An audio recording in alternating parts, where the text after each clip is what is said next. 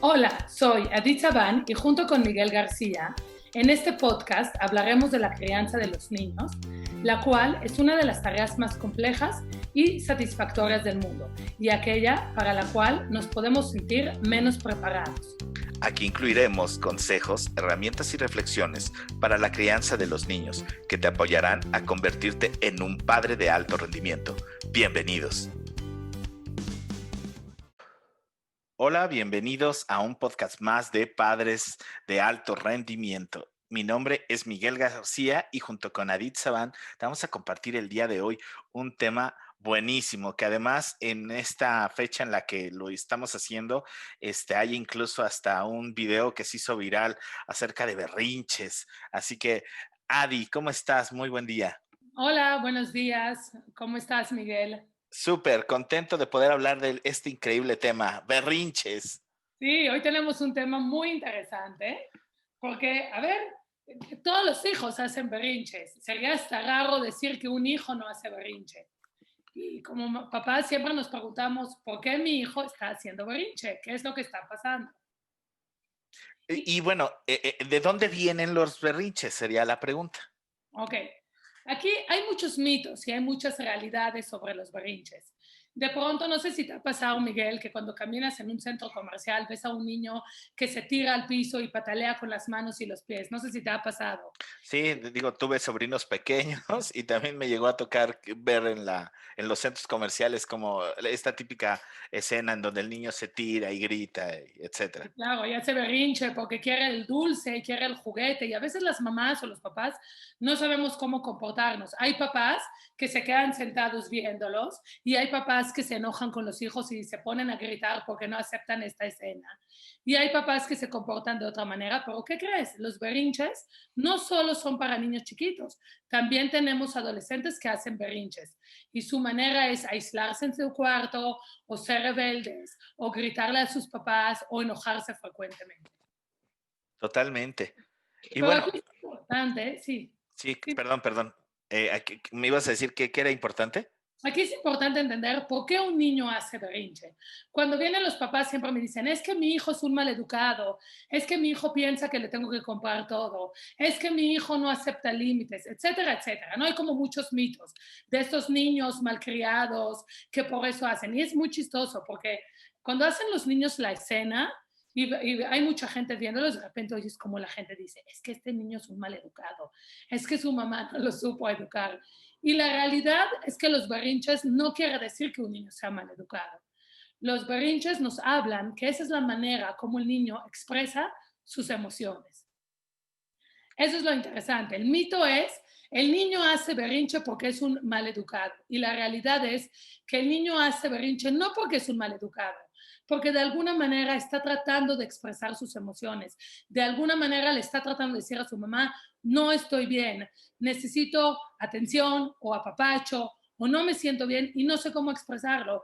Entonces la manera más fácil es hacer berrinches o un adolescente empieza a gritar o se aísla cuando realmente si indagamos nos damos cuenta que hay algo mucho más que ese berrinche. Totalmente de acuerdo. Además, bueno, yo creo que hablando de emociones, bueno, normalmente las emociones que hay cuando hay un berrinche es frustración, enojo, ¿sí? Y incluso como esta necesidad de atención, ¿no?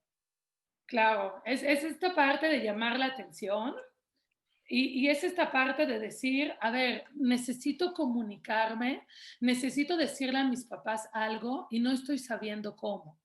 La realidad es que el berrinche, o cuando tenemos un adolescente que grita y que se enoja y que cierra la puerta muy fuerte, están tratando de comunicarse. Y aquí lo que tenemos que ver es por qué se está comunicando el niño o el adolescente de esta manera, por qué esta comunicación no está siendo asertiva. ¿Qué está pasando con nuestro niño que no está pudiendo regular sus emociones? ¿Y qué nos está tratando de decir? Porque cuando el niño se echa al piso y hace berrinche porque quiere el dulce, esa es la parte superficial, es el dulce. Pero hay que ir viendo más adentro. ¿Qué está pasando? ¿Por qué el niño está enojado? ¿Por qué pide las cosas con berrinche? ¿Por qué está llorando? ¿Realmente el tema es el dulce o es porque no está pudiendo comunicarse? ¿O hay algo que le molesta, que lo preocupa, que lo enoja? Sí, interesante este tema de los berrinches. Yo no sé, se me viene a la mente, como ya lo he platicado en el podcast anterior, en los últimos dos podcasts. Yo no soy papá, pero bueno, bueno, en su momento tuve sobrinos pequeños y la diferencia de edades entre mi hermana y yo es de casi 7 años. Entonces, yo recuerdo mucho que mi hermana era una niña que hacía mucho berrinche cuando no se le compraba lo que quería y era de tirarse al piso. Entonces, una vez fuimos a una zapatería, eh, pero iba mi abuela, íbamos mi abuela, mi hermana y yo, y de repente mi hermana empezó a hacer berrinche. ¿Y sabes qué hizo mi abuela? Hoy día lo entiendo, y bueno, la sabiduría de las abuelas, ¿no? Mi abuela se tiró al piso e hizo el mismo berrinche que ella. Ya te imaginarás, toda la gente volteó a ver. ¿Qué tal la escena? Pero la niña, mi hermana se levantó, y le dijo, ya abuelita, ya estoy tranquila. Claro. ¿Sabes que esa vez fue la última vez que mi hermana hizo un berrinche? Claro, porque En era la coaching fue manera, romperle el estado, ¿no? sí, Pero, pero realmente a mí lo que me impactó fue la manera en la que hoy día, bueno, entiendo que rompió el estado en el que estaba ella tirándose también al piso, pero ¿cómo era la educación antes y cómo es la educación ahora? Yo recuerdo que cuando yo intentaba hacer un berrinche me echaban la mirada 43 y quietecito. Hoy día claro. no, o sea, sí siento que hay como una diferencia en cómo nos tocó que nos educaran versus cómo se está educando hoy. Hablando de esta generación, y digo, se oye muy feo lo que voy a decir, pero es la generación mazapán. De repente pensamos en que todo les va a hacer daño, se rompen. O sea, no, yo creo que hay que encontrar un justo medio, ¿no? Ni regresar a la época de grito y sombrerazo, pero tampoco en todo este modo zen, ni mucho menos. ¿Tú qué recomendarías para Para calmar educar, mira, esto?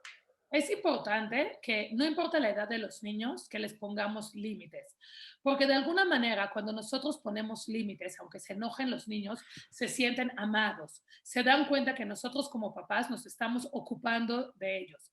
De hecho, se ha visto que cuando hay un adolescente que no se le pone un límite, el adolescente al final se enoja y se rebela contra los papás. Tanta libertad al final a los adolescentes no les sirve. De hecho, han habido estadísticas y estudios donde se ha demostrado que cuando los papás le ponen límites a los adolescentes lo agradecen y se sienten amados y entendidos por los papás. Cuando uno no le pone límites y decimos, tengo miedo ponerle límites porque se va a enojar mi hijo o porque no va a ser mi amigo, es cuando yo digo, a ver, señores, nuestros hijos son nuestros hijos, no son nuestros mejores amigos. Los amigos van y vienen, papá y mamá solo hay dos. Entonces tenemos que entender que si le ponemos límites a nuestros hijos, no se van a enojar con nosotros. Al contrario, esto les va a ayudar porque estamos formando a nuestros hijos. Ahora, ¿qué es importante? Tú estás contando la escena de tu abuelita donde ella se tiró al piso, hizo la misma escena y eso le ayudó a calmar a tu hermana. Por otro lado, caminamos en un centro comercial y vemos a la mamá o al papá que grita, que amenaza, que castiga, casi casi está jaloneando al niño para que se calle y que no haga la escena. Eso tampoco está correcto, son dos extremos. Tenemos que buscar un punto medio. Y yo aquí les voy a decir un poco qué es lo ideal, aunque como hemos dicho, cada quien decide cómo educar a sus hijos. Y aquí el tema es así. Si mi hijo está tirado en el piso y hace berrinches y yo como mamá me enojo y le grito, lo único que va a pasar es que el niño se va a poner más a la defensiva, el berrinche va a seguir y va a sentir que no lo estoy entendiendo como mamá. Se va a poner a la defensiva y va a ser muy difícil abrir este canal de comunicación entre mi hijo y yo porque yo me estoy enojando y no me estoy dando la tarea de entenderlo, de escucharlo. Esto es por una parte. Por otro lado, si yo mamá agarro y le digo, ya deja hacer berrinche, ven, te compro lo que quieras, ya nada más no quiero la cena, de alguna manera mi hijo va a aprender a manipularme y va a saber que cada vez que quiere algo se va a tirar al piso y yo voy a ceder. Entonces, no le estoy poniendo límites, estoy aceptando la manipulación y tampoco estoy abriendo un canal de comunicación. El hecho que yo como mamá estoy diciéndole, ya deja hacer berrinche y te compro lo que quieras, no lo estoy formando, no lo estoy educando, simplemente estoy cayendo en la manipulación. Entonces, ni un lado ni otro, lo ideal. Y esto es para las mamás que tenemos hijos chicos. Cuando tu hijo está tirado en el piso haciendo berrinche, sea en un centro comercial, sea en la casa, primero, mamá, no importa lo que diga la gente. Lo importante es que tú como mamá entiendas qué le está pasando a tu hijo, qué te está tratando de decir. No te preocupes por el que dirán, no te preocupes por la gente. Acércate a tu hijo y abrázalo. Cuando nosotros abrazamos a un niño chiquito y le hablamos al oído y le decimos, no te preocupes, aquí estoy, ¿en qué te puedo ayudar? El niño se empieza a calmar de manera automática. Mira, a mí yo me acuerdo cuando yo me estaba formando en toda esta parte de psicología y coaching, yo no lo creía, yo no podía creer que un abrazo calma a los niños. Y sí, lo he practicado muchas veces. Y cuando la mamá, en vez de enojarse, te acercas a tu hijo, lo abrazas, le dices, tranquilo, aquí estoy, dime qué necesitas, el niño automáticamente se empieza a calmar, automáticamente la ansiedad va bajando. Entonces es importante que abramos este canal de comunicación. ¿Cómo? A través del amor, a través del respeto. Esta parte, cuando yo abrazo a mi hijo y le digo, no te preocupes, ¿qué necesitas? Le estoy diciendo, aquí estoy para ti. Y no estoy enojada porque me estás haciendo berrinches, porque entiendo que me estás tratando de comunicar algo y no estoy entendiendo. Lo mismo, vámonos a los hijos adolescentes. El adolescente se enoja, grita, cierra la puerta. Ok, acerquémonos a él, hablemos con él tranquilamente. Hay que decirle al hijo, a ver, te veo que no estás bien, veo que estás enojado, dime, ¿qué está pasando? ¿Cómo te puedo ayudar? No me gusta cuando estás enojado, no es la conducta esperada que quiero que hagas. Y de esa manera, cuando nosotros no nos ponemos a la defensiva y abrimos este canal de comunicación, los hijos se tranquilizan y entonces nos empiezan a explicar qué les duele, qué les molesta, qué los frustra. Y sobre eso como papás vamos a poder generar acciones para que mi hijo esté bien. Creo que es bien interesante el tema. Em, Creo que la base, como incluso en las relaciones de pareja, es la comunicación. Y aprender a comunicarnos con nuestros hijos es la clave para que esto sea diferente. Eh, ya nos compartiste cómo hacerlo con niños pequeños, con adolescentes. Ahora, como pareja, ¿cómo deberíamos de lidiar con esto? Porque, bueno, no sé si también te ha ocurrido que de repente suele ser que uno de los papás es como, bueno, más barco, ¿no? Es como de, bueno, ya hizo berrinche, dale chance. Y de repente hay, juegan este rollo de quién es el bueno y quién es el malo a veces. Como pareja, ¿cómo podríamos solucionarlo? Ok, como pareja no se trata de ser el bueno y el malo. Estamos trabajando en equipo. O sea, ambos padres tienen que ser un equipo, tienen que ir sobre la misma línea. Aquí es muy importante que cuando estamos educando a hijos, tener constantemente pláticas con nuestra pareja y decidir cómo queremos educar a nuestros hijos, cuáles son los límites que les queremos poner. Porque si no, entonces el niño va a decir, ok, mi mamá es la enojona, pero puedo ir con mi papá y mi papá es el bueno y a mi papá lo puedo manipular o viceversa. Y entonces, en vez de que seamos un equipo, se vuelven dos equipos contrarios. Tenemos que trabajar en la misma línea. Y creo que aquí lo importante es decirle a nuestra pareja, a ver, ¿cómo tú te sientes cómodo? ¿Cómo queremos nosotros educar? Ahora, si yo como mamá veo que para mí es mucho más fácil poner límites y mi esposo no lo puede poner, entonces tal vez aquí, cuando se trata de poner límites, yo voy a ser la fuerte y yo voy a ser la que voy a poner los límites y voy a pedirle a mi esposo que él me apoye o viceversa. Si a mi esposo se le facilita más poner límites y a mí me cuesta más trabajo, lo voy a apoyar. Pero a ver, aquí es muy importante. Cuando nosotros ponemos límites, los límites se tienen que aplicar siempre. Esto quiere decir que los límites no los vamos a poner solo cuando está mi esposo y cuando esté yo, no se van a poner los límites. Tenemos que ser coherentes y congruentes con los límites.